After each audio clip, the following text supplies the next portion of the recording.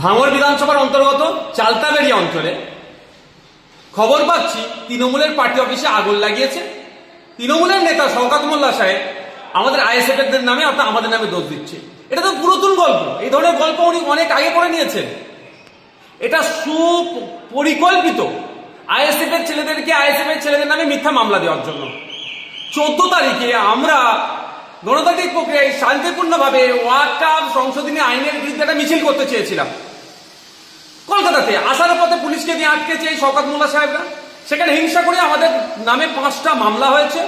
5টা মামলাতে বিভিন্ন নেতৃত্বদের নামে মামলা দিয়েছে। এখন দেখছে আরো 22টি কার নামে দেওয়া যেতে পারে। সেই জন্য আমাদের দেখবেন এই এফআইআর যদি করে অভিযোগ দেয় আইএসএফ এর ছেলেদের নামে হবে। আর যদি সঠিক তদন্ত হয় দেখবেন শওকত মোল্লা এতে জড়িয়ে গেছে।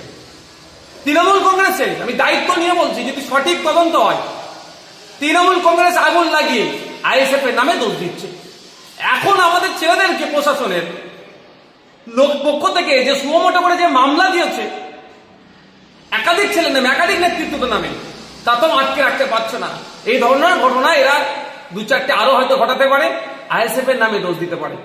তবে আমরাও দেখছি পুলিশ নিরপেক্ষ তদন্ত করুক। যে আগুন লেগেছে সত্যি যদি তাকে গ্রেফতার করা হয় দেখবেন, আমি অন ক্যামেরা বলছি, সে তৃণমূলের। এবার তাকে কে আগুন লাগাতে বলেছে তৃণমূলের বড় নেতারও নাম চলে আসবে যদি সঠিক তদন্ত হয়।